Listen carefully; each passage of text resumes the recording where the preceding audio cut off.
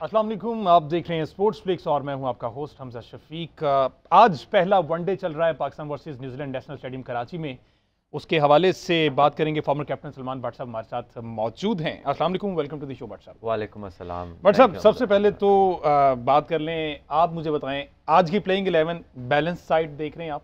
देखिए, काफ़ी बैलेंस है टीम के अंदर। अगर आप देखें कि मोस्ट रिक्वायरमेंट्स जो एक वनडे वाइट बॉल टीम की होती हैं वो इसमें अगर आप देखें तो पूरी हैं। अगर आप पेस बॉलिंग देखें तो पाकिस्तान का शाहीन की एब्सेंस में आई थिंक ये बेस्ट अवेलेबल अटैक है जो खेल रहा है। नसीम शाह हैं, हारिस रऊफ़ हैं, उनके साथ वसीम जूनियर हैं और Usama Mir is a good addition. Shadab injured हैं तो is one of the leg spinners जो अच्छे भी हैं और डोमेस्टिक के परफॉर्मर भी हैं। और इसी तरह नवाज़ आपकी लेफ्ट आर्म में आ जाते हैं। आगा सलमान एक अच्छे ऑलराउंडर हैं, उन्होंने टेस्ट क्रिकेट अभी बड़ी परफॉर्मेंसेज उसमें दी हैं और डोमेस्टिक में भी वनडेज़ में बड़े कामयाब वो प्लेयर हैं। तो he can also fill in as a bowler, वो बॉलिंग भी कर देते हैं। तो काफ़ी ऑप्शंस हैं बाबर के पास एज ए कैप्टन। बहुत सारे बॉलर्स हैं, फ़खर जमान है, इमाम है फॉर्म के अंदर, बाबर ख़ुद हैं, रिजवान है as a batsman. Haris Sohail की वापसी हुई है पाकिस्तान टीम के अंदर जो कि एक एक्सपीरियंस प्लेयर है और बेहतरीन प्लेयर्स में से हैं। सो आई थिंक काफ़ी एक फुल फ्लेज टीम है पाकिस्तान की जो ये मैच खेल। टॉस जीतकर फील्डिंग का फैसला सही था अकॉर्डिंग टू दिस सिचुएशन जो चल रही है? देखिए, पाकिस्तान का अगर आप ट्रेंड देखें होम सीरीज़ में ऑस्ट्रेलिया से जब सीरीज़ दी थी तो प्रेफरेबली इन्होंने चेज़ ही किया है इसके अंदर। और जब हम नेशनल स्टेडियम में वाइट बॉल की रिसेंट हिस्ट्री भी देखते हैं तो उसमें चेजिंग टीम्स के लिए कदरे आसानी रही है। सो प्रॉब्ली उसी चीज़ को जहन में रख के दे ऑप्टेड टू चेज़। 169 फॉर 5, 170 हो गया। क्या देख रहे हैं, क्या टारगेट हो सकता है? देखिए, अभी तो न्यूजीलैंड स्ट्रगल कर रहा है कि पूरे ओवर खेल जाए किसी तरह और आखिरी 5-6 में जाके शायद हम देखें कि ये थोड़ा, अगर ये पार्टनरशिप और 5-6 ओवर निकालती है तो फिर शायद ये जाएं बॉलर्स के पीछे। अभी तो दे आर स्टक। बॉलिंग काफ़ी अच्छी हुई है, पाकिस्तान ने बड़ी टाइट लाइंस पे बॉलिंग की तमाम बॉलर्स ने और न्यूजीलैंड को कहीं पर भी उन्होंने मौका नहीं दिया कि वो गेम तो काबू में करें अपने। तो आई थिंक क्रेडिट जाता है पाकिस्तान की बॉलिंग को। सही। अच्छा भट्ट साहब, ये इस टॉपिक पर बात करना ज़रूरी है। मैच तो चल रहा है, इस पर हम बात करते रहेंगे। एक प्रोपेगेंडा चल रहा है जो कि एक बहुत बुरी चीज़ है, नहीं चलना चाहिए। Lahore versus Karachi, management change हुई। बट साहब, आपके टाइम पर भी ऐसा होता था? क्योंकि अब तो ये खुलकर सामने आ गया कि अफरीदी ने शान मसूद का नाम दिया, बाबर ने उसको खिलाने से इनकार कर दिया कि भाई नहीं। उन्होंने प्रेस कॉन्फ्रेंस कहा कि मुझे तो इल्म ही नहीं इस बात का कि वो मेरा वाइस कैप्टन है। अच्छा, आई डू नॉट नो कि प्रेस कॉन्फ्रेंस में उन्होंने क्या कहा, मैंने नहीं देखी। लेकिन हैविंग सेड दैट वो अनाउंस ज़रूर हुए हैं एज अ वाइस कैप्टन। और ये भी सच है कि अभी प्लेइंग 11 में उनकी जगह नहीं बनी। आज के मैच में वो नहीं खेल रहे। और दूसरी तरफ यह है कि ये चीज़ें कोऑर्डिनेशन के साथ होनी चाहिए। बाबर आजम पाकिस्तान के कोई अभी कोई नए नवेले कप्तान नहीं है। बाबर आजम 2-2.5 साल से कप्तान है, दुनिया के टॉप प्लेयर हैं वाइट बॉल क्रिकेट में, टेस्ट क्रिकेट में। पाकिस्तान के बिलाशुबा वो बेहतरीन प्लेयर हैं रिसेंट हिस्ट्री में। तो I think it does not sound good कि पता चले कि उनके साथ कोऑर्डिनेट किए बगैर कोई इंपॉर्टेंट अनाउंसमेंट हो गई है related to the Pakistan cricket team.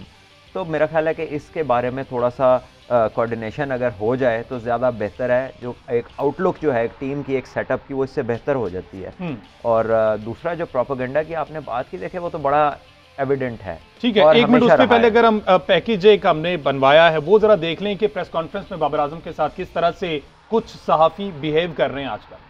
But साहब, ये सूरत हाल देखिए, एक प्रेस कॉन्फ्रेंस में जिस तरह से निजी टीवी के सहाफ़ी ने ये सवाल किया, ठीक है, कि कहा जाता है कि अच्छा खिलाड़ी ज़रूरी नहीं कि अच्छा कप्तान है। ठीक है, आप इससे एग्री कर सकते हैं कहीं ना कहीं। उन्होंने एग्जांपल्स दी सचिन तेंदुलकर की, सईद अनवर की, इस तरह से कि प्लेयर तो ग्रेट थे लेकिन कप्तानी शायद उस तरह से तेंदुलकर ने तो की भी नहीं है। बाबर आजम ने कहा कि जनाब अभी वाइट बॉल चल रही है, आप उसके अकॉर्डिंग ही क्वेश्चन पूछें। लेकिन कुछ एक तबका है जो मुसलसल बाबर को टीज कर रहा है इसी बात को लेके। और फिर on the other hand Twitter पर आपने टॉप ट्रेंड भी देख लिया, स्टे स्ट्रॉन्ग बाबर और आई स्टैंड विद बाबर। क्या देख रहे हैं, किस तरफ पाकिस्तान क्रिकेट जा रही है? देखिए, इट इज़ अनफॉर्चुनेट कि वो लोग जिनकी एप्लीकेशन नहीं है एक सर्टन टॉपिक के ऊपर, they are allowed to question and then the question, जिस तरह के वो सवाल करते हैं वो ना सिर्फ अपने आप को ही शर्मिंदा करते हैं इस तरह की बातें करके। और ये एक एजेंडा ड्रिवन एक टॉपिक है। इसके पीछे कौन सा ऐसा, मुझे बता दें, इयन चैपल है जिसको कप्तानी से रोका हुआ पाकिस्तान के अंदर, या कौन सा ऐसा बड़ा कोई टैक्टिकली शार्प कप्तान बैठा है जिसने रिसेंट हिस्ट्री में कमाल कर दी है, अपनी जिस टीम का भी वो कप्तानी कर रहा है उसका अखीर कर दिया उसने जीत के, और उसको आगे रास्ता नहीं मिल रहा। तो ये बेसिकली टैक्टिकल है, एजेंडा ड्रिवन एक प्रोपेगेंडा है, विच इज़ शेमलेस।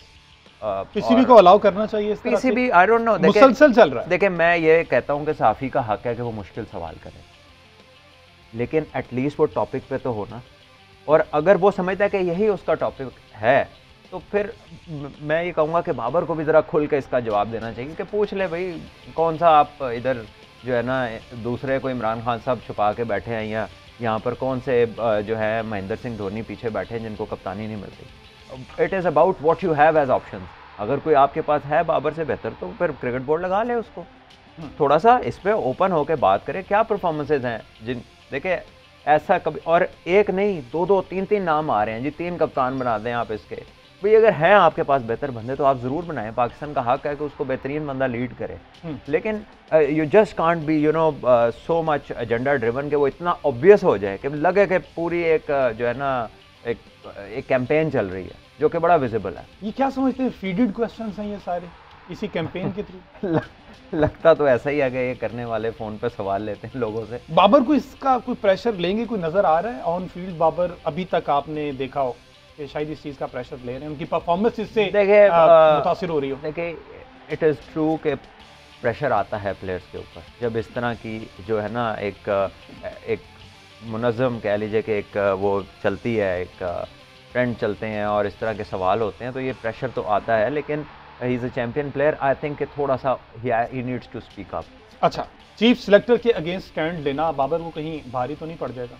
क्या स्टैंड लिया उन्होंने? प्लेइंग 11 कप्तान की ही आखिरी उसी का ही फैसला होता है कि मुझे ये प्लेइंग 11 ऑब्वियसली उसका फैसला होता है। और जो है आई डोंट नो कि ये जो हुआ है क्यों हुआ है या किस बेस पे हुआ है, क्योंकि अगर आप शादाब जो हैं अभी पाकिस्तान के वाइस कैप्टन है वाइट बॉल क्रिकेट में, और वो ऐसे प्लेयर हैं कि वो he will walk in the team जिस दिन वो फिट होंगे, उनसे बेहतर उनकी डिपार्टमेंट में कोई ऑप्शन नहीं है, और वो अपनी टीम को भी अच्छा लीड करते हैं इस्लामाबाद यूनाइटेड को। तो मुझे तो कोई रीज़न नज़र नहीं आता उनके इस तरह से उनको चेंज करने का, और अगर वो एक आध टूर बाद ठीक हो जाना है तो वाई अनाउंस समथिंग। तो आपको इस बात की समझ आ रही है कि वाइस कैप्टन उसे अनाउंस कर दिया और वही प्लेइंग 11 का हिस्सा नहीं है, तो फिर ये कंट्रोवर्सीज जो है? देखिए हमें आदत है दुनिया को ऐसी खबरें और मज़े की चीज़ें देने की। हम लोग खुद फुल टॉसे देते हैं कि हमें चौके मारें ज़ोर ज़ोर से लोग। तो आई थिंक कोऑर्डिनेशन की मैंने पहले स्टार्ट में बात की ना, थोड़ी कोऑर्डिनेशन कम्युनिकेशन में बेहतर होगी तो वो बात बाहर निकलेगी जिस पे हम चाहते हैं कि लोग बहस करें। पर सब आपके टाइम पे भी ये सिंध और वर्सेस पंजाब होता था? अनफॉर्चुनेटली जब से मुल्क बना है इस तरह के एलिमेंट्स हैं, लेकिन ये होना नहीं चाहिए। चाहे बाबर एक मैच में 1000 कर दे, ही is a player of Pakistan और उसने बेशुमार रन्स किए हैं। मैंने कभी ये हेडलाइन नहीं पढ़ी कि लाहौर के लड़के ने ये कर दिया, लेकिन अभी हमने ये हेडलाइन या टाइटल ज़रूर पढ़े हैं कि जी कराची के लड़कों ने ये कर दिया, विच इज़ अनफॉर्चुनेट। वो कराची के बाद में है, पहले वो पाकिस्तान के हैं। और जितने भी प्लेयर्स हैं, रिजवान का कभी किसी ने सुना है कि जी वो पेशावर के लड़के ने ये कर दिया है? He plays for Pakistan. तो let's not talk about the reasons, ठीक है ना। पाकिस्तान के ग्रेड्स ऐसे ऐसे शहरों से भी आए हैं जहाँ पर शायद अभी जो है ना बस सर्विस भी प्रॉपरली नहीं चलती। तो वो सब चीज़ें मुल्क का हिस्सा है, ना कि आप इलाकों के साथ लोगों को रिलेट करना शुरू कर दें। क्या देखने शायद भाई कंटिन्यू करेंगे ये जो उनको पोस्ट मिली है? डेफिनेटली आई थिंक करेंगे। अच्छा जी, back to the match. Usama Mir का एडिशन आप किस तरह से देख रहे हैं? अच्छा एडिशन है, उसामा मीर ने शादाब की कमी पूरी की। देखिए उसामा एक डिसेंट बॉलर हैं और साथ बैटिंग भी अच्छी करते हैं, और बड़े पिछले मैचेस जो खेले हैं उन्होंने लिस्ट ए में, उनमें बड़ी अच्छी परफॉर्मेंसेज हैं। ओवरसीज़ लीग्स का भी एक्सपीरियंस है। सो एक डिसेंट एडिशन है, और शादाब के ना होते हुए आई think he is the right man, good choice. ठीक है, उसामा मीर का भी हो गया। फ़खर जमान अगर आज परफॉर्म नहीं करते तो फिर से खटाई में बाबर का फैसला पड़ सकता है। नहीं देखिए, फ़खर जमान एक प्रूवन परफॉर्मर हैं, काफ़ी साल से इंजरी का शिकार थे, इंजरी की वजह से बाहर है। वरना उनका अगर आप रिकॉर्ड देखें एज एन ओपनर, और जो उनका टास्क होता है कि जाके उन्होंने ऊपर से तेज़ स्टार्ट्स प्रोवाइड करने हैं, तो मेरा ख्याल है कि उनकी बड़ी अच्छी परफॉर्मेंसेज हैं। एक मैच, 2 मैच या एक आध सीरीज़ से कोई फ़र्क नहीं पड़ना चाहिए। और जब हम ये बात करते हैं ना कि अगर आज का मैच ऐसे होगा, इसका मतलब है कि आप सब रेडी बैठे हैं कि कुछ ऐसा हो और हम उसके ऊपर जो है ना वो जो है सारे मिलके एक चीज़ पर अटैक कर दें। आई थिंक ये तरीका नहीं है to deal with your national heroes. वो सारे end of the day Sarfaraz क्या 100 हो, साउथ शकील का हो, फ़खर का हो, बाबर का हो, रिजवान का 100, वो 100 पाकिस्तान की स्कोर बुक में जाना है, वो पाकिस्तान के टोटल में जाना है। फास्ट बॉलिंग क्या देख रहे हैं? बेहतरीन, ये 3 खिलाड़ी अच्छे हैं हमारे, और कोई ऑप्शन? बिल्कुल बेहतरीन है। शाहीन अभी फिट नहीं है, हसनैन है, धानी है। यंग बॉलर्स हैं, बहुत टैलेंट है, but I think the best 3 are playing today. कितना मुश्किल होता है, आप मुसलसल 5 टेस्ट मैचेस आपने खेले हैं, उसके बाद फ़ौरन बाद इस तरह से वाइट बॉल क्रिकेट को खेलना, एज प्लेयर आप उसी चीज़ को फ़ौरन से ढाल लेते हैं? देखिए पड़ता है ढालना, बिकॉज ये ऐसे ही चलता है। एक दिन आपने, अब पाकिस्तान की डोमेस्टिक कुछ साल पहले ऐसे हुई है कि 4 दिन का मैच खत्म होता था, अगले दिन सुबह वनडे शुरू हो जाता था, तो 5 दिन आप टोटल क्रिकेट खेलते थे। और इंटरनेशनल क्रिकेट में भी आपकी ऐसी एडजस्टमेंट्स आती हैं कि इधर से टेस्ट खत्म हुआ, अब तो ऐसा भी हो रहा है कि एक ही मुल्क की एक टीम वाइट बॉल खेल रही है, दूसरी टीम उसी टाइम पर टेस्ट मैच खेल रही होती है।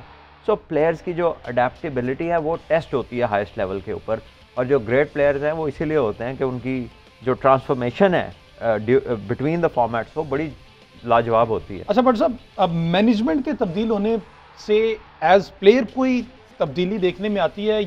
प्लेयर्स भी डिस्टर्ब होते हैं, क्योंकि अभी जो जनरल मैनेजर थे हमारे वसीम खान साहब, पिछले दौर में, अब वो आज उन्होंने फिर से दौरा किया है नेशनल स्टेडियम कराची का, दोबारा से शायद उनको वो जो पोस्ट पहले थी वो बहाल हो जाए, वापस मिल जाए, तो क्या देखते हैं प्लेयर्स पर इसका कोई असर होगा? नहीं, I don't think so, because वो आईसीसी के अंदर पोस्टेड है इस वक्त, और आई थिंक उनके as there I think representative शायद उनका ये दौरा होगा, बिकॉज जो लास्ट मुझे पता है वो आईसीसी के रिप्रेजेंटेटिव है, और आई थिंक कि वहाँ पर भी उनका ओहदा बड़ा अच्छा है, और ही वर्क वेल फॉर पाकिस्तान।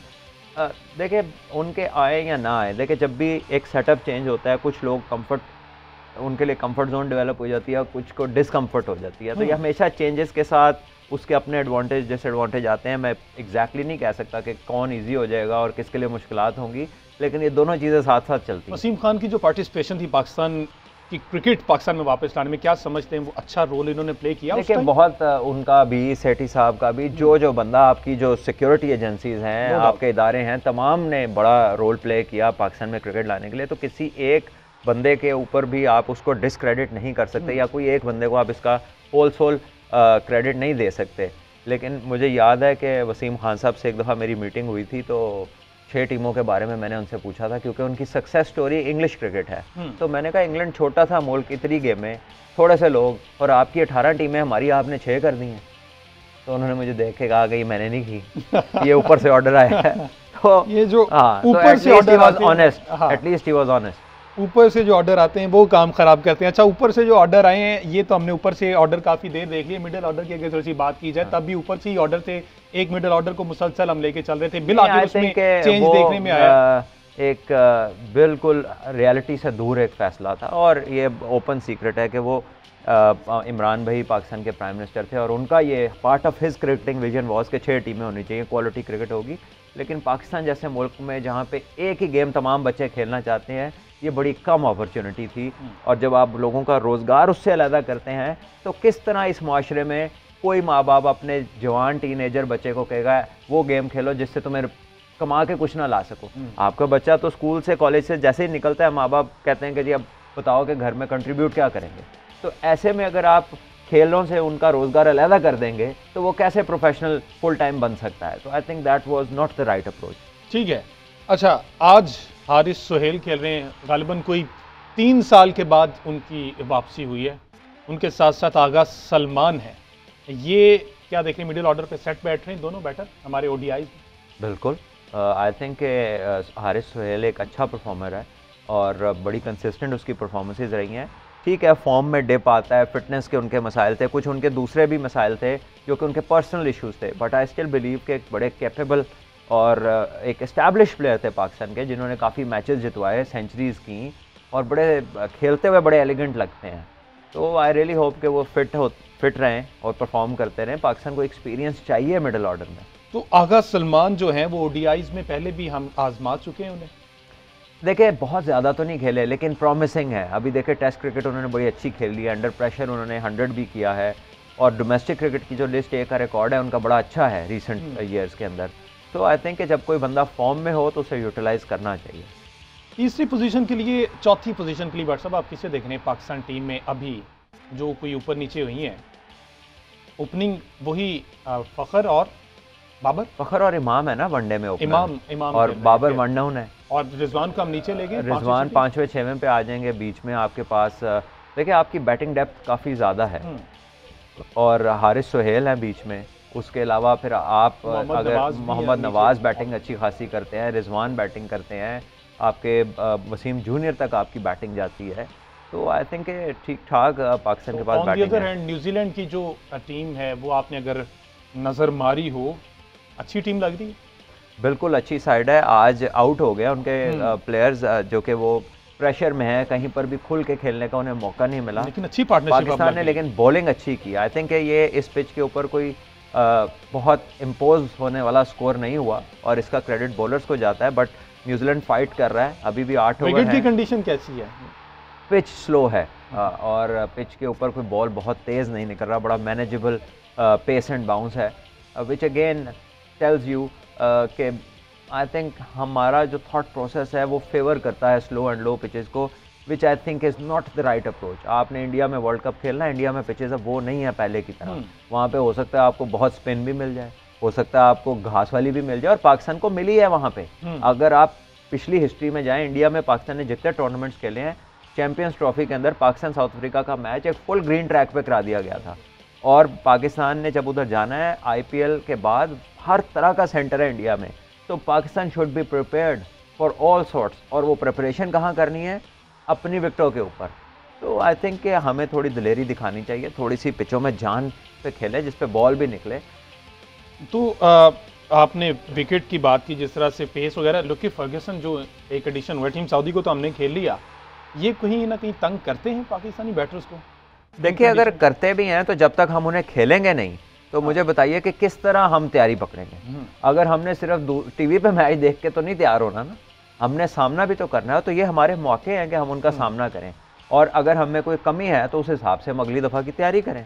लेकिन अगर हम सिर्फ डरते ही रहेंगे और फैसले नहीं करेंगे और स्लो एंड लो ट्रैक्स पे खेलेंगे, तो फिर हम अपने प्रोग्रेस का जो स्कोप है हम उसको खुद लिमिट कर रहे हैं। अगर हम चाहते हैं कि हम अपनी कामयाबियों को एक्सपैंड करें, उसको बढ़ाएं, और अपनी कह लीजिए कि जो अपनी सलाहियत है उसका दायरा बड़ा करें, तो फिर हमें रिस्क लेने पड़ेंगे, कैलकुलेटेड रिस्क हमें लेने पड़ेंगे। अच्छा, रिजवान का जो कमबैक है वो किस तरह से देख रहे हैं आप? स्ट्रगल कर रहे हैं? देखिए, मेरा नहीं ख्याल, एक बंदा टॉप ऑफ हिज गेम है, 2 साल से वाइट बॉल क्रिकेट में, T20 में स्पेशली, और विकेट कीपर पाकिस्तान में उसके जैसा कोई दूसरा कीपर नहीं है इतना एफिशिएंट। और वनडे में या टेस्ट में कह लें कि उनकी बहुत टॉप नॉच परफॉर्मेंसेस नहीं है, but he is a very decent player. और मेरा ख्याल है कि उनके ऊपर भी अनड्यू प्रेशर क्रिएट किया जा रहा है। मीडिया का इसमें हाथ है कहीं ना कहीं, सोशल मीडिया का, क्योंकि अब जो फैसले हो रहे हैं वो इसी बुनियाद पर हो रहे हैं कि जनाब प्रेशराइज किया जाए किसी तरीके से, ताकि फैसले तब्दील करवाए जा सके। देखिए, फैसले करने वालों को अगर इन लोगों का प्रेशर है जिनकी आप बातें कर रहे हैं, तो फिर तो अल्लाह ही हाफ़िज़ है, क्योंकि दे डोंट मैटर। ये कौन लोग हैं? क्या इनकी लॉजिकल वैल्यू क्या है? जिस बात को वो कर रहे हैं उसमें उनकी लाइफ की इनपुट क्या है? What do they know about what they are talking about? वो क्या जानते हैं इस बारे में? फिर यहाँ से सुनी बात, वहाँ से सुनी बात, किसी से पूछ के कर दी, किसी को मैसेज कर दिया, मैनू दस दो मैं की पूछा। ये नॉट इनफ नॉलेज है, ये सफिशेंट सर्टिफिकेशन नहीं है to ask questions at the highest level. और अगर ये पूछ भी लेते हैं, जो कि उनका काम है, तो सुनने वाले को माइंड नहीं करना चाहिए। उसको चाहिए वो इनको एक तसल्ली बख्श जवाब दे और करे वो जो उसके ख्याल में मेरिट का काम है। ना उनसे घबरा के करे, ना खुद किसी एजेंडे पे करे। वो भी अगर पाकिस्तान की बेहतरी चाहता है तो वो भी ठीक है। तो जो मुल्क के लिए और टीम के लिए बेटर है वो डिसीजन ले, इररिस्पेक्टिव कि मैं यहाँ पर क्या कह रहा हूँ या हमजा इधर क्या कह रहे हैं। हम वी पीपल डोंट मैटर। तो वो जो खेला नहीं है दे, तो वो तो बिल्कुल ही मैटर नहीं करता। तो बेहतर ये है, उनका हक है, उनको सवाल करने दें, आप वो करें जो टीम के लिए अच्छा है। सही, 200 हो गया जी, 43 ओवर्स ऑलमोस्ट। क्या देख रहे हैं आप? मजीद 6 रन्स, मजीद कितना ऐड हो सकता है? क्योंकि अभी 7 ओवर पड़े, आप शायद थोड़ा तेज भी हो गए हैं। देखिए, 2 प्लेयर्स हैं जो कि अच्छी बैटिंग करने की सलाहियत रखते हैं, और वो फास्ट बॉलर्स तो ज़्यादा अच्छा खेल रहे हैं। और आई थिंक हारिस रऊफ ने बाउंसर किए हैं, ये इंतहाई लंबे हैं ये और इन तक बाउंसर पहुँचते पहुँचते वक्त लेता है। और आप देखें कि उसने बैकफुट पे बड़े आराम से ये छक्का मारा हारिस को। ये देखिए, इस बॉल को अगर आप देखें कितना टाइम मिला उसको। तो I think he needs to adopt the same liner length के विकेट्स में, उसको थोड़ा सा दूर गेंद करें, ताकि वो अगर बड़ा शॉट मारते हैं तो उन्हें रिस्क लेना पड़े। ये जो बॉल है, ये तो वो ख्वाहिश कर रहे होंगे कि मुझे हारिस बाउंसर करे। तो अच्छा, हारिस भी इंजरी के बाद ही वापस आए हैं, तो अभी मेरा ख्याल विकेट भी नहीं मिली उनका, ये छठा ओवर चल रहा है, 42 रन भी हो गए हैं। कमबैक करना जरा मुश्किल हो जाता है इंजरी के बाद। देखिए स्टार्ट तो बड़ा अच्छा किया था, जब नया बॉल किया है तो इनिशियली 2 ओवर्स में तो मेरे ख्याल इन्हें 1-2 रन भी हुए थे और इन्होंने काफ़ी टाइट लाइन पे बॉलिंग की थी। लेकिन अब अगर ये शॉर्ट बॉल करेंगे, पेस इतनी ज़्यादा है, ऐसी पेस पे होता ही है कि आप सिर्फ टाइम करता है बैट्समैन और गेंद बहुत दूर जाता है। तो आई थिंक अगर वो स्टंप टू स्टंप अटैक करें तो ज़्यादा अच्छी स्ट्रेटेजी होगी। सही हो गया जी, स्टंप टू स्टंप और ये स्ट्रेटेजी। मैच अभी चल रहा है 208 पर 5 आउट हो चुके न्यूजीलैंड। लेट्स सी किस तरफ ये जाता है। अभी पाकिस्तान की इनिंग्स बाकी है, देखना ही होगा कि मैच का क्या रिजल्ट होगा। आज से तो कुछ नहीं।